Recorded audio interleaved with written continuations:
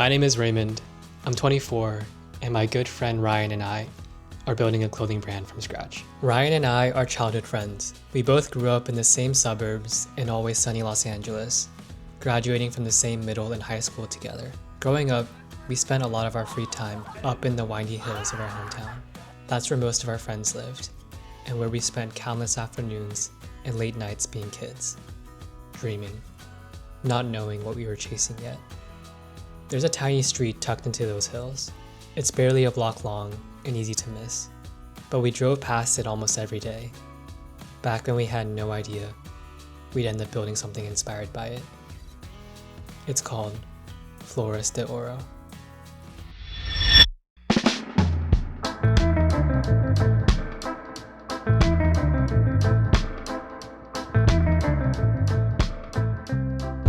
So for the past month, I have been working on creating our brand identity and figuring out how to tie all of that into our logos and design. And not gonna lie, there's been a lot of ups and downs through this process. We first tried connecting with a brand designer before learning how expensive and time intensive that process can get. So I did what any rational person would do. I locked myself in my room and spent an entire Saturday sketching, drawing, getting my ideas onto paper. I got up the following day on a Sunday trying to do the same thing, but I was just so burnt out that I decided I needed just a creative reset. So I headed to the National Gallery of Arts. I live in Washington, D.C., so all these great museums are just walking distance away from me. I went there thinking I'd get inspired by all the paintings and sculptures that they have over there, but weirdly enough, I spent a lot of my time looking at picture frames. I began to notice just how ornamented they were, like in these weaving floral patterns. And I made sure to take a lot of photos, videos, and sketches, and I brought those ideas back home with me. And those were sort of the missing pieces for me,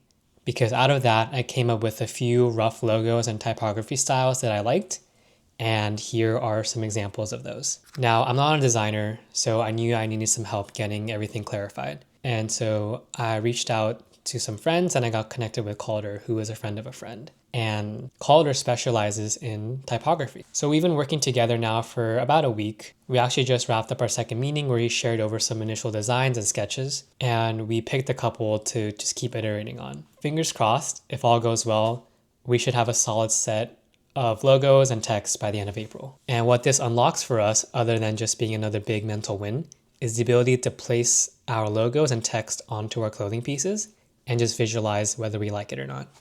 What's up, guys? This is Ryan. I am the other half of Flores de Oro, and I'm super excited to give you a glimpse into my world of working a full-time job, traveling, and building a brand from scratch. I'm currently in Amsterdam for my job at Kingpins, one of the most respected denim textile shows in the world. It's where industry professionals come together to network, explore new materials, and do business. This is the first stop on a 4-city trip. After Amsterdam, I'm heading to Taiwan, Guangzhou, and ending with Hangzhou. Each city offers a chance to build new relationships, source better fabrics, and bring back knowledge that directly shapes what we're trying to create at home. Our goal with the brand is to make pieces that are intentional, from fit and fabric to the story behind each design.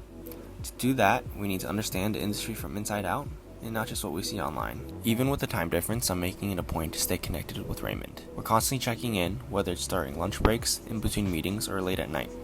All to make sure we are on the same page and our goals are aligned. This isn't something that Raymond and I are casually building.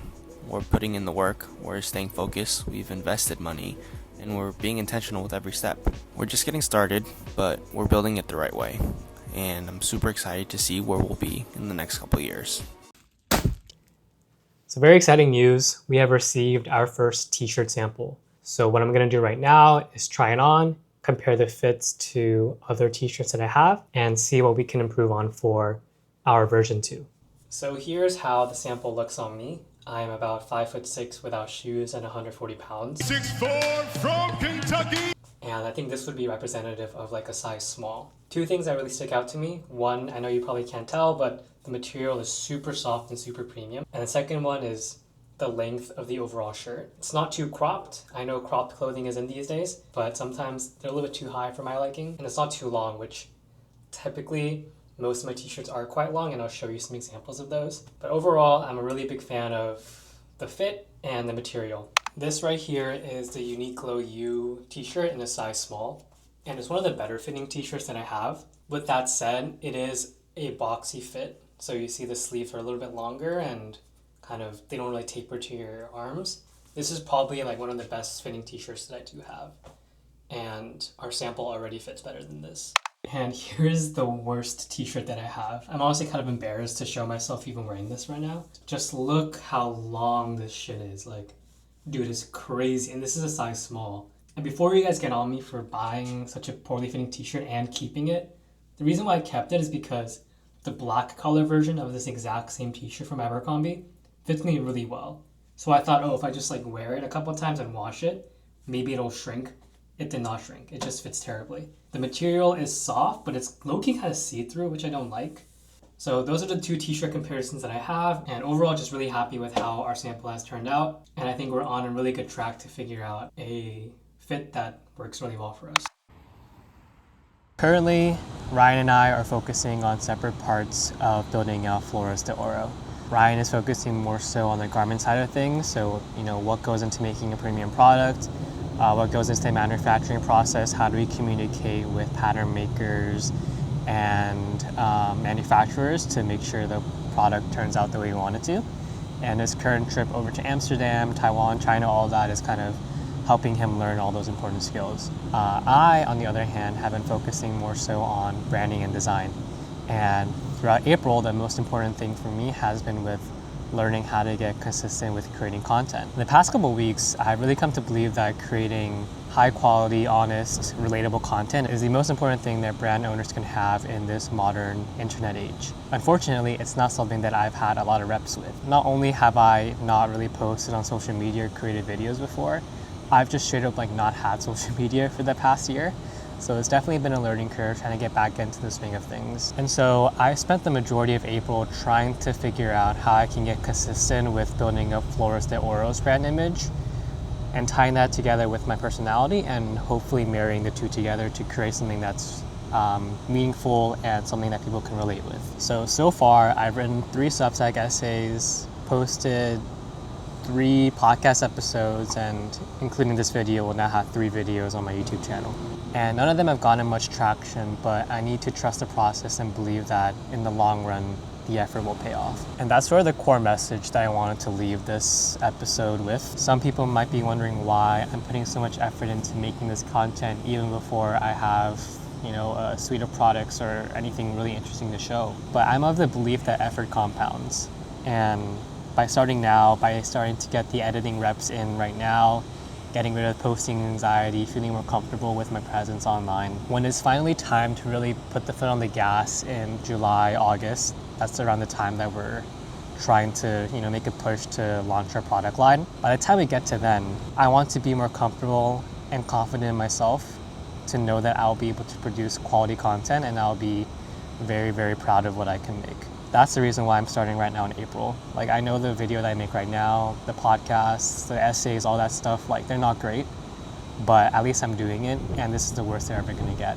So to chat a little bit more about what I'm trying to do with each kind of, arm of content. With my Substack essays, I'm trying to produce some more founder's journey type content. I've had a personal newsletter for the past year at this point, and so I have gotten into the habit of writing and I feel pretty comfortable with it. And through writing on Substack specifically, I've learned that there's a really strong entrepreneur, design, creative community on that platform. And because of the types of people who are on that platform, I really think I can carve out a really good niche for myself and connect with a lot of interesting people who would love to follow along with my journey as long as I'm able to communicate it clearly.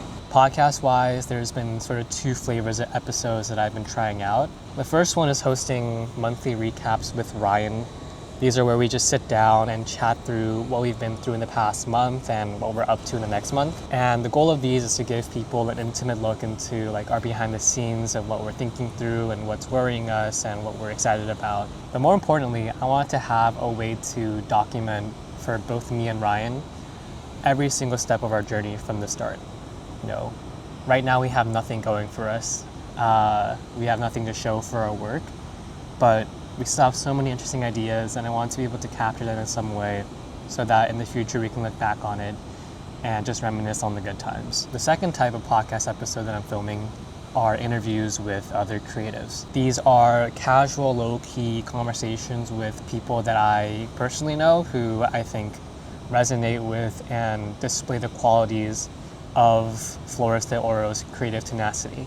So that's sort of like a brand pillar that I want to play around with. I want our brand to be creatively tenacious and to make products for the creatively tenacious. So there's a lot of people, young people doing really cool things right now, writing books, creating songs, starting their own businesses that I personally know. And so these podcast episodes are an opportunity for me to share their stories with the rest of the world. And so that's kind of the second kind of flavor of episode that I'm working toward. And then third, we have YouTube, right? And so on YouTube so far, aside from this vlog, I have 2 video essays. And I don't really know if I'll keep those up for much longer, but the most important thing was they were like really low effort for me in that they are very much just based off like Substack essays that I've written. And so it was a very low friction way to just get some more reps out there, get over posting, just to understand like what the editing and YouTube upload process is like. So we'll see what the long-term strategy there is, but the main core of it all, the meat of it, is going to be these vlogs. So once a month, I hope to post these insights into my life and into Ryan's life. That brings us something that we need to overcome, which is distance. So Ryan is based in Los Angeles. I am currently based in DC, but I will be moving soon to New York. So we're not located in the same city, and that might be seen as a limitation. You know, like we can't film content together. We're not working on things in the same room. But I'm trying to think of ways to spin it to our advantage, because it does, you know, make life a little bit more interesting. The fact that Ryan has a completely different life than I do. Is there a way to use that distance to our advantage versus always just thinking of it as like a negative? I don't know yet, but we'll see how it goes. You know, at the end of the day, we'll always keep trying and we'll always keep learning. And that's the most important thing.